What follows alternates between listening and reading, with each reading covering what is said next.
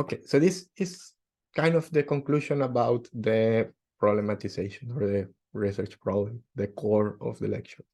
So remember, everything translates into something from the thesis. And all of this hard work that we have been doing and that you will do will be part of the chapter 1, section 2, problematization. It's still part on the introduction. It will inform your literature review, which is the next lecture, but the most of what you have worked today will appear in section 2, problematization. So this section aims to answer to these questions. What do we know from the literature? So not as deep as a literature review, that will be next chapter, but what do we know like about this model? What do we know? What do we know about this concept? What do we know about this relationship? So the point is that this literature is theoretically driven. It is not about empirics anymore. That was the background. This is literature. What we don't know. So also, we don't know about maybe this. We know about this and this, but we don't know about other things. We don't know about this other idea, about the definition of that concept of. And why should we care about it? Very important thing again. Very important. It's not only imagine about the performance measures in here, and then you say, in Sweden, hockey is very important.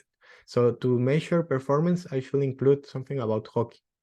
But why is it conceptually important? Like, does it make sense?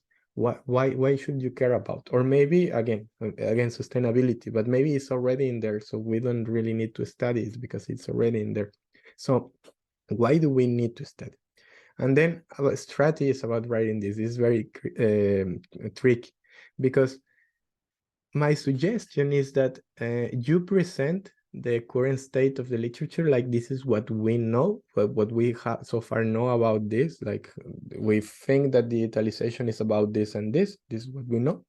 And then you include the extra, like we know that this is this and this, but we don't know what happens when we combine them, or when we add these other things. Or cryptocurrency uses this and this so far, this study uses this study uses, but this other study includes something different. And then what happens if we combine the three? I don't know, something like that. That's how you should write. When you finish writing the section 2, ask yourself, so what? Or give it to someone and ask that person to answer to this question. So what? So okay, so I read this, and then what? If you are able to answer to the what's next, like, okay, so you have this, with this what we know from the literature, that digitalization is this and this, and then we have this. So now we need to understand how it works holistically, because independently they are like that, but what happens when we analyze them all together? Is there a tension? Is there a trade-off? Are there divisions? Are there boundaries?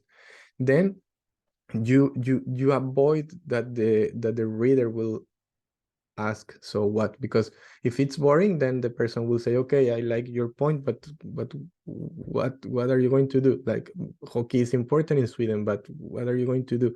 Or sustainability is important. Yeah, I know that. I already read that in another book. Why do I need to read your book? So